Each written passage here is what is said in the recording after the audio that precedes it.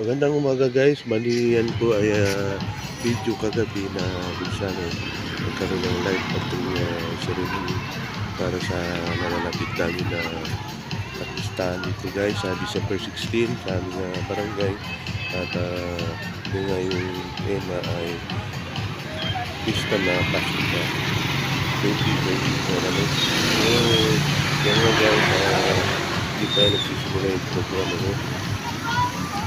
Video na yun.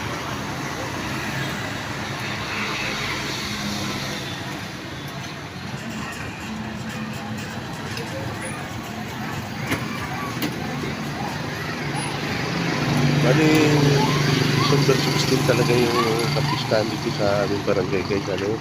So, ano na ngayon, December 14. So, kaya gabi-gabi guys, meron ng mga palabas dito sa aming plaza ano. Yan nga guys, after ng lighting ng Christmas tree, yan.